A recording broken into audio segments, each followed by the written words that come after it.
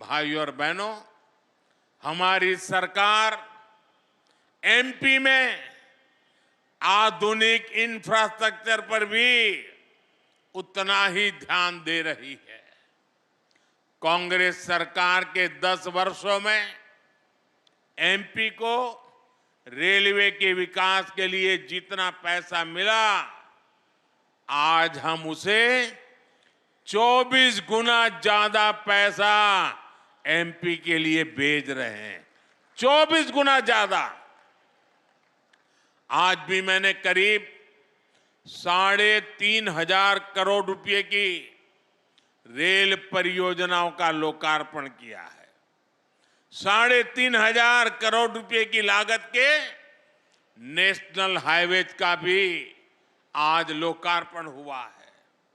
आप सोचिए, आज एक एक सेक्टर में एमपी के विकास के लिए हम इतना ज्यादा पैसा भेज रहे हैं।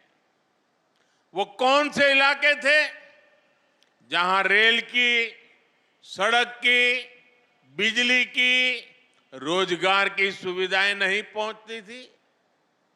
इनमें से अधिकांश जनजातीय और ग्रामीण इलाके ही थे, क्योंकि कांग्रेस को आपके गांव की नहीं, उनको तो अपने महलों की चिंता थी।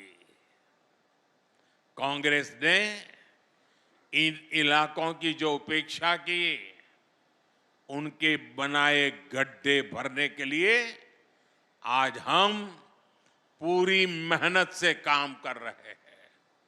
इसलिए कांग्रेस के लोकल नेता भी अपने आला कमान से कहने लगे हैं कि हम मोदी के खिलाफ वोट मांगने जाएं तो किस मुंह से जाएं? उन बेचारों की मुसीबत तो है।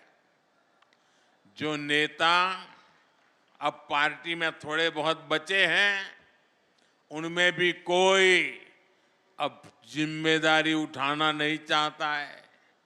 सुना है कि इन दिनों मध्य प्रदेश कांग्रेस में अंदर खाने खूब भगदड़ भी मची हुई है।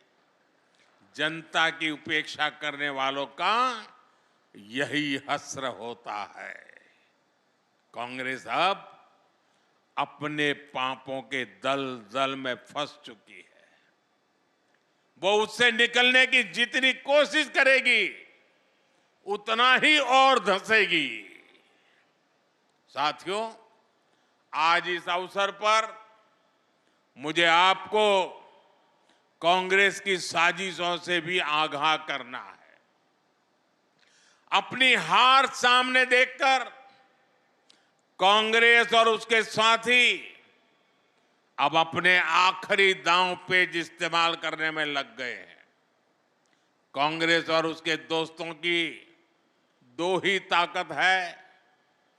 जब ये सत्ता में रहते हैं तब लूटते हैं, जब सत्ता से बाहर जाते हैं तो लोगों को लड़वाते हैं। यानी लूट और फूट, यही कांग्रेस की ऑक्सीजन है। इनको बंद करते ही कांग्रेस पार्टी का सियासी दम टूटने लग जाता है। ज्यादातर राज्यों में सरकार से बेदखल करके जनता जनार्दन ने इनकी लूट के रास्ते बंद कर दिए हैं। अब ये वापस कुर्सी पाने के लिए जाति के नाम पर, भाषा के नाम पर, इलाके के नाम पर टूट करवाने में, फूट करवाने में लगे हुए हैं। लेकिन देश इनकी हरकतें देख रहा है। देश इनके मंसूबे सफल नहीं होने देगा। साथियों, कांग्रेस के भीतर आदिवासी समाज के लिए नफरत कूट कूट करके भरी पड़ी है। ये लोग आदिवासी समाज के वोट मांगने तो आपके पास आते हैं, लेकिन जब आदिवासी समाज से पहली बार एक महिला राष्ट्रपति का चुनाव लड़ती है तो कांग्रेस उन्हें रोकने के लिए, उन्हें हराने के लिए दीवार बनकर खड़ी हो जाती है। देश को कांग्रेस की वो करतूत याद है।